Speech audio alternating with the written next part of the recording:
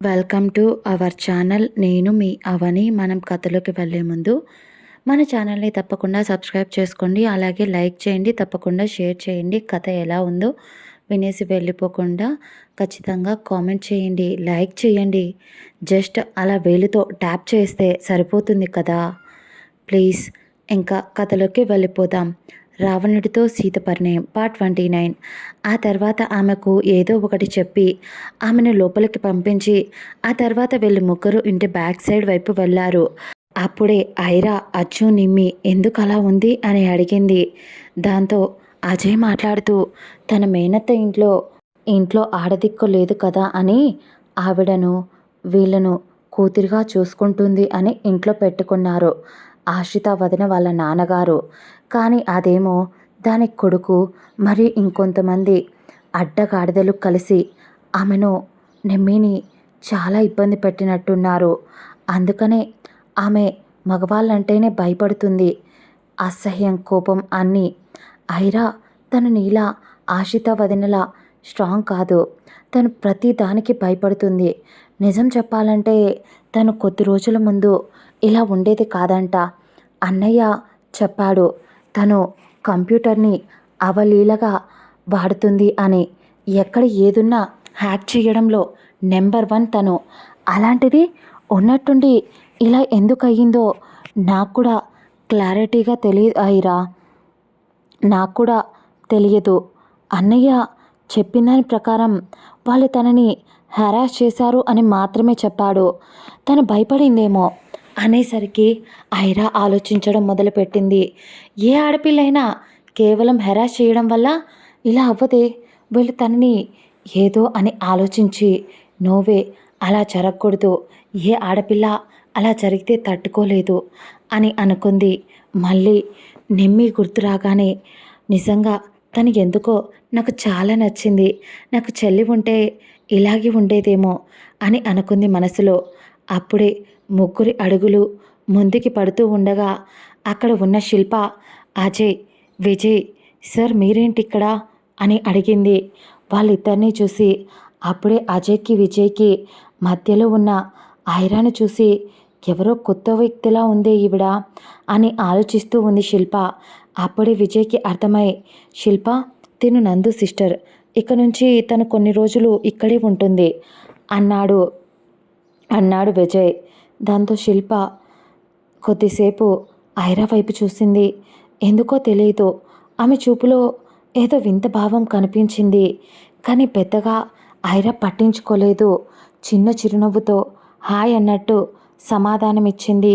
శిల్ప కూడా అలాగే చెప్పి సైలెంట్ అయిపోయింది.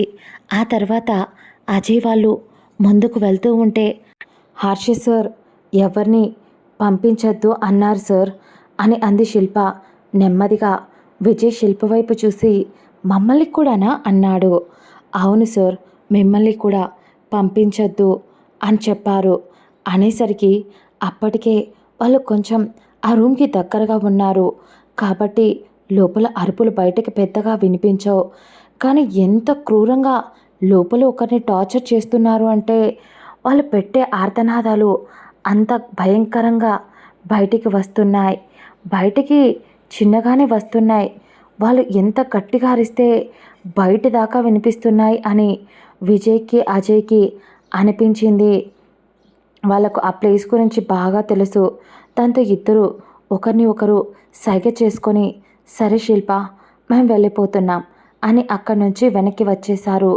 కానీ ఎందుకో వెనక్కైతే వచ్చారు కానీ వాళ్ళకు హర్ష ఇన్ని ప్రాబ్లమ్స్ ఉంటే ఎవరిని లోపల పెట్టాడు, అది ఏ ప్రాబ్లంకి సంబంధించిన వ్యక్తి వాళ్లకు అర్థం కాలేదు. వాళ్ళకున్న అతి ఉత్సాహంతో వెళ్ళి చూడాలి అని డిసైడ్ అయ్యి వచ్చారు. అప్పుడే ముందుకు వెళ్తున్న ఐరా వీళ్ళు రాకుండా అక్కడే ఆగిపోవడం చూసి ఏంట్రా ఇద్దరు కోతులు ఏదో తింకుతున్నట్టున్నారు అని అంది.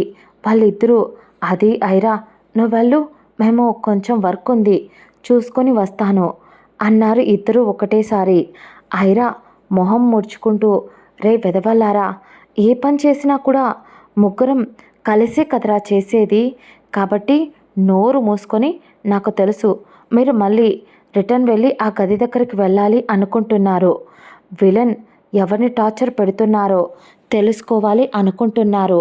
కానీ పైగా ఇంకొక విషయం, మా అన్నగాడిని కూడా లోపలికి రానివ్వలేదు అని ఐరా అంటూ ఉంటే అజయ్ పుసుక్కున నవ్వి, అవును, మరి మీ అన్న అసలు నోటిదూల అస్సలు లేదు కదా, వాడికి ఏం చెప్పినా చాలా ఈజీగా ఇంకో 10 మందికి వాడి నోటి దురుస్తో చెప్పేస్తాడు. కాబట్టి వాడినెవడు పిలుస్తాడు, అన్నయ్య మరీ అస్సలు పిలవడు. అందుకే వాడిని ఇంట్లో పడేసి మమ్మల్ని కూడా పట్టించుకోకుండా వెళ్ళిపోయాడు అన్నయ్య అన్నాడు. సరే అయితే ఏ పని చేసినా ప్రతి ఒక్క వెధవ పనిలో నువ్వు కూడా మాకు తోడుగా ఉన్నావు కదా, పడితే ముగ్గురం తిట్లు తిందాం, ఓకేనా అన్నాడు. విజయ్ని ఆమె గుర్రుగా చూసి, పొర పంది, నేను మార్నింగ్ నుంచి ఫైటింగ్ చేసి అలసిపోయాను కాబట్టి నేను రాను, మీ సావు మీరు సావండి, నేను పోతున్నా. ఇంకోసారి బొజ్జి బంగారం అంటూ ఎవడైనా నా దగ్గరికి రావాలి, తోలు తీసి కుక్కలకు తొండపికలకు వేస్తాను అని అంటూ బండ బూతులు తిట్టి ఇద్దరిని వెళ్ళిపోయింది. అక్కడి నుంచి వెళ్ళిపోతున్న ఆమెను చూసి అజయ్ నవ్వుతూ, ఒరే, ఇది అబ్రాడ్లో పెరిగింది అని మనం అనుకోవాల్సిందే, ఇండియాలో తిట్టే పచ్చి బూతులన్నీ ఇది ఎలా తిడుతుందో చూడు, దీన్ని చేసుకోబోయేవాడు ఎవడో కానీ పాపం జాలేస్తుందిరా వాణ్ణి తలుచుకుంటుంటే అన్నాడు అజయ్. ఆ మాటకు విజయ్ వెళ్తున్న ఆమె వైపు సైలెంట్గా చూస్తూ ఉన్నాడు. అజయ్, ఏంటి వీడు ఏం మాట్లాడటం లేదు అని విజయ్ వైపు చూశాడు. అప్పటికి కూడా సైలెంట్గా విజయ్ చూస్తూ ఉంటే, ఒరే, నువ్వు నీ మౌనంతోనే దాన్ని చూస్తూ ఉండు, దానికి ఉన్న తిక్కకు ఏదో ఒకరోజు నీకు బాగా పెళ్లి చేస్తుంది అది అని అజయ్ అనేసరికి, అవునా, పెళ్లి కూతురు అదే కదరా, ఖచ్చితంగా చేసుకుంటాలే అన్నాడు.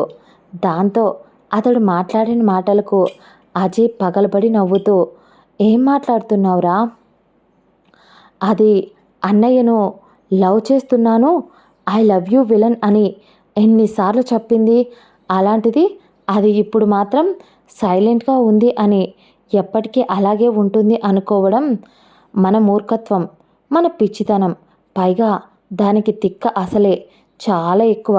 అర్ధరాత్రి అపరాత్రి అని కూడా చూడకుండా నువ్వు దాని గురించి ఇలా ఏదేదో ఆలోచిస్తున్నావు అని తెలిస్తే అది పారిపోతుంది అని వెటకారంగా మాట్లాడాడు అజయ్. అజయ్ మాటలు అతనికి వినిపించినా, పోరా, నేను అవన్నీ అస్సలు పట్టించుకోను, దాన్ని ఎలా దారిలో పెట్టుకోవాలో నాకు బాగా తెలుసు. పైగా అది అన్నయ్యను లవ్ చేసింది అని అనుకుంటున్నావు, కానీ అది లవ్ కాదురా, జస్ట్ ఫర్ అట్రాక్షన్. ఇంకో విషయం ఏంటంటే, లవ్ అనేది ఇద్దరు ప్రేమికుల మధ్య మాత్రమే ఉండేది కాదురా. అన్నయ్య చిన్నప్పటి నుంచి మనల్ని ఎలా అయితే చూసుకున్నాడో అలాగే నందు ఐరా పరిచయమైనప్పటి నుంచి వాళ్ళను కూడా అలాగే చూసుకున్నాడు అన్నయ్య. ఎన్నోసార్లు అది అర్ధరాత్రి లేచి వకీళ్ళు పెట్టి ఏడుస్తూ ఉంటే, అన్నయ్య, నేను నీకు అమ్మన్రా, అమ్మ కోసం ఎవరైనా ఏడుస్తారా చెప్పు అన్నాడు. అలా దాన్ని దగ్గరికి తీయడం వల్ల దానికి అన్నయ్య అంటే చాలా ఇష్టం. అన్నయ్యతో ఎప్పటికీ కలిసి ఉండాలని దాని పిచ్చి ఆశ.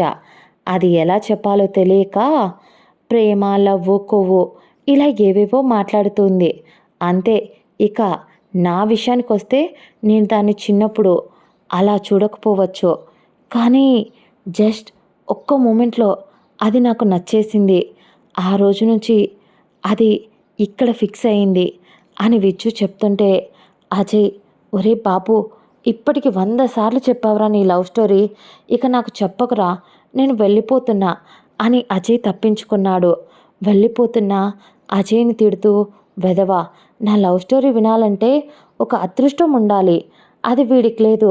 పైగా నా బంగారం గురించి నేను చాలా ఎక్స్పెక్టేషన్స్ పెట్టుకున్నా, కానీ అదేమో రౌడీ పిల్ల, దాన్ని ఎలా ఒప్పించాలి, దాంతో రొమాన్స్ ఎలా చేయాలి, ఇవన్నీ జరగాలంటే నేను ముసలోడిని అయిపోతానేమో, భయం వేస్తుంది అని పైన ఆకాశంలో చందమామతో మాట్లాడాడు. అప్పుడే అతడి వెనక నుంచి ఏదో ఒక స్వరం గంభీరంగా, అంతా ముసలోడివేమీ కావులే, ఒకవేళ అయినా కూడా అప్పటికి నీ కాళ్ళు చేతులు పని చెయ్యవు, వీల్ చైర్లోనే ఉంటావు కదా కాబట్టి అని హర్ష గొంతు కొంచెం గట్టిగా వినిపించింది. ఒక్క క్షణం ఉలిక్కిపడి, అన్నయ్య నా వెనక ఉన్నాడా? ఒరే అజయ్గా, అన్నయ్య ఇప్పుడు తాట తీస్తాడ్రా, నన్ను ఇరికించేసి సమ్మగా తప్పించుకున్నావు కదరా వెధవ, నా చేతికి దొరకరా చెత్త నా కొడక అని హర్ష వైపు తిరగకుండానే అజయ్ని తిడుతూ ఉన్నాడు విజయ్. అప్పుడే హర్ష సైలెంట్గా ఉన్నాడు. ఇప్పటికి కూడా తిరగకపోతే ఖచ్చితంగా నాలుగు తంతాడు అని వెంటనే భయపడుతూనే కనిపించకుండా లేని ధైర్యాన్ని కూడా కూడకట్టుకొని హర్ష వైపు తిరిగాడు. అన్నయ్య నువ్వెప్పుడొచ్చావు అన్నాడు నవ్వు పైకి పులుముకొని. హర్ష కోపంగా చూస్తూ, తమరు చాలా బిజీగా ఉన్నారు కదా సార్, చందమామతో మాట్లాడుతూ, పైగా లోపలికి వెళ్ళాడు కదా నీ తొత్తు, అప్పుడొచ్చా అనేసరికి అమ్మో అన్నయ్య మొత్తం విన్నాడు, ఇప్పుడు అడుగుతాడా లేదా నాలుగు తంతాడా అని అని భయపడుతూ ఉన్నాడు విచ్చు. అన్నయ్య సారీ అని ఏదో చెప్పబోతూ ఉంటే అప్పుడే మన ఆశ్రీ పాప లోపలి నుంచి బయటికి వచ్చింది. విజయ్ని ఏదో అనబోతున్న హర్షని చూసి, ఏమైంది హర్ష, ఇక్కడెందుకున్నారు, బయట చలిగా ఉంది, ఆయన ఏంటి మొహం అలా పెట్టావు, అయినా నీ మొహమే అంత కదూ, ఎప్పుడు కోపంగా ఉంటావు, అప్పుడప్పుడు నవ్వితే నీ సొమ్ము ఎవరైనా ఎత్తుకెళ్తారా బాబు అని ఆశ్రిత అతని మోచేతి దగ్గర ఉన్న షర్ట్ని పట్టి లాగింది. మన పాప వేసే పిచ్చి వేషాలకు కొంచెం కోపంగా చూశాడు. అయినా మనం అది పట్టించుకోం కదా. వెంటనే హర్ష మొహం పక్కకు తిప్పాడు. అతడికి కొంచెం కోపం వచ్చింది.